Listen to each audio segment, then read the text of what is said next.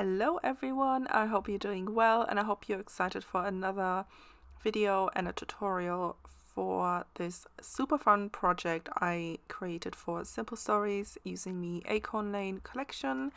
It's a really fun autumn collection and it's so cute. I'm loving the foxes and the birds and the colors. It's so pretty. It's my favorite season, so I'm very excited for cold weather and cozy days and afternoons at home, and yeah. So there is a cut apart or like a tag, as you can see on the screen on the left hand side, and that's a cuckoo's clock. Is that what you call them?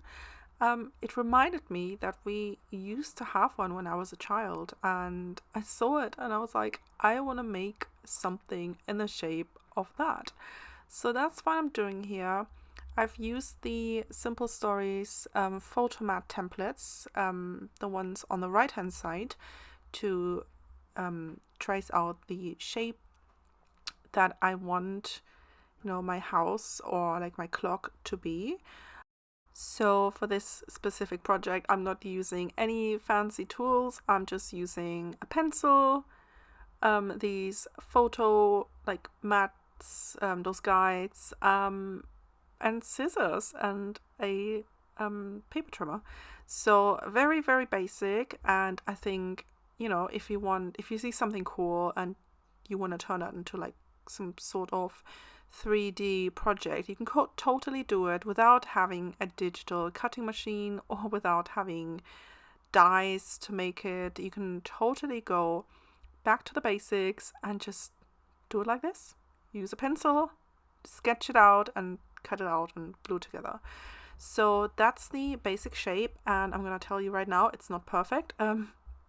It is not centered like the roof, which I've noticed later on when I'm trying to like adhere it back to back. But it's fine. It looks really pretty, and honestly, once pattern paper is on it, you don't even realize that it's not perfectly like straight and aligned. And this is handmade and it's not supposed to be perfect, and I love that it has a personal touch and it doesn't look super perfect like store-bought. It's handmade and I just love it, and I don't know how many times I've said that. I'm so sorry.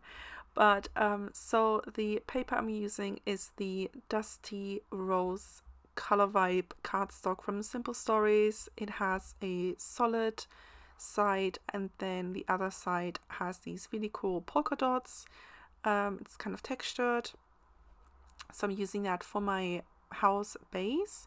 And now you just saw me scribbling down a couple of bits, so I'm making a box that I'm sandwiching in between the houses. So right now I'm cutting out more of those house shapes. I ended up cutting out 4 in total, 2 for the front, 2 for the back, just because I wanted them to be a little bit sturdier. I didn't want them to like fall apart once you open up the boxes, which you'll see later on.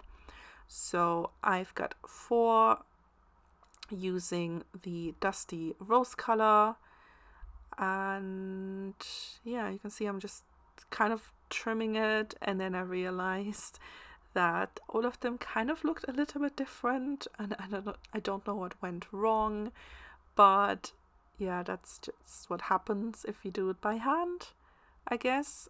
So you can kind of see me here comparing them and questioning my cutting skills because they're all a little bit dodgy. So once I've done that, I'm going to grab my square pieces, and I'm scoring at 1 inch on each side, and then I'm cutting little notches into the little square that's on the outside, because that's going to be our flaps. So these are going to be they're going to be turned into a box, top and bottom, and the houses are going to be on the outside of those boxes, and you'll see what I'm talking about later on. but these little boxes will hold some really fun cards that I'll be making in the next video, because it's like an autumn collection, and obviously Thanksgiving is a big thing in the States. A lot of the sentiments are like, you know, being thankful for everything. So I wanted to make thank you cards that could be used all year around, and I'm going to house them in this little cuckoo's clock. I thought that would be such a cute idea. Great way to like gift those cards for someone to use, but I just really like how it turned out, so I'll be displaying it in my craft room, and I wanted to put a smile on my face. So here I'm just getting rid of some of those pencil marks, and then I'm starting to adhere things together. So as I've said, 2 of the solids are going to go together, and then comes the hard part, which is picking out my favorite pattern papers from this collection, because I don't know, I wanted to use all of them, but I had to be careful with not going overboard.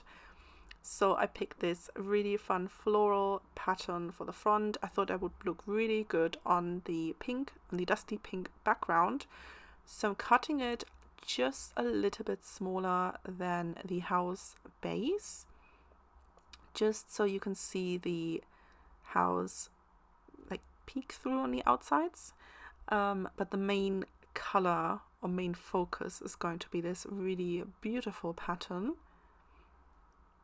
So we've got that, and I'm just seeing, little bits that are not perfect, and I'm just trying to like make it look as good as I can with scissors.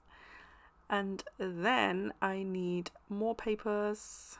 Oh, here you can kind of see what the actual box will look like once it's assembled, but obviously I need more papers. I need one for the back, which is going to be this brown hard paper. I thought that would be really pretty on the back of this box. And then I also need some to line the inside. It's definitely like an extra step. You don't have to do it, but I thought I wanted to. So I'm using this really fun yellow paper, and then the other paper you saw me rip out, those acorns, those are going to be on the outside of the box, like on the sides. I don't know, I'm not making any sense, but you'll see that. And I didn't want to cut everything one by one, so I ended up holding it together with some paper clips, and that saved me a lot of time.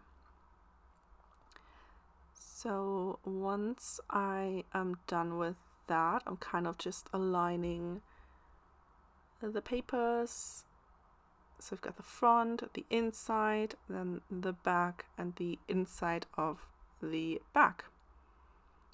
And the yellow ones, I'm not doing any sewing on them, so I'm just going to adhere them down on both of them.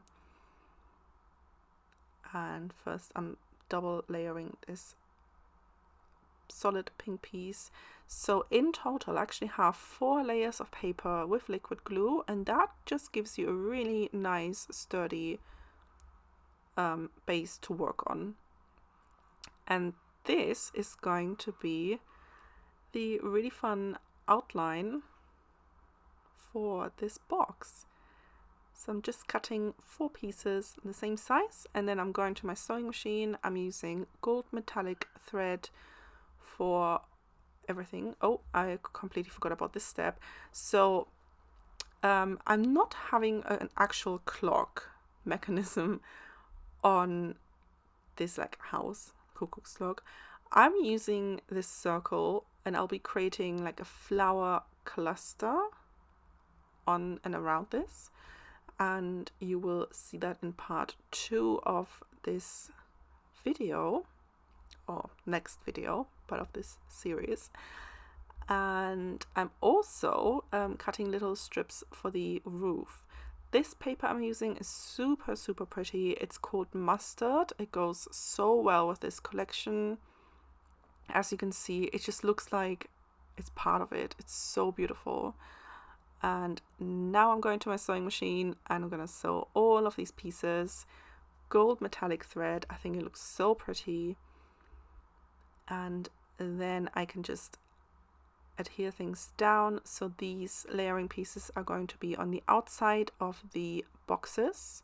You will not need any pieces for the top and bottom because those are going to be stuck down, you know, sandwiched in between that house. So you just need those sides. That paper is so pretty. I will definitely make a card with that acorn paper. It is just so pretty, and I was very tempted to use that for my front cover, but because I had used the Dusty Rose paper, I didn't want to go too pink because I wanted to give some other colors a try, especially this mustard color. It's so beautiful. Okay, so now I'm going to stick down one of the circles, and the other circle is going to get a lot of foam squares, and I'm not sticking it down just yet because I want to be able to tuck flowers behind it. And here I'm just cutting some dodgy corners from when I didn't score properly. And it is time to stick this box in between both houses. So I made mine just over 4 inches wide, and it just totally depends on how big your little house front is, or like clock. I should say clock. I keep saying house, but it looks like a clock. It looks like a house, but it is a clock. Oh my goodness. Yeah, it just depends on you if you're recreating this and like how big you want this to be. And now we're pretty much done. We just need to stick down the top panel on top of that box. I'm just aligning the bottom with my desk to make sure it's all straight. And just like that, we have created a really fun like 3D box, like a shaped box that can be filled with lots of pretty goodies. So make sure you stick around for part 2.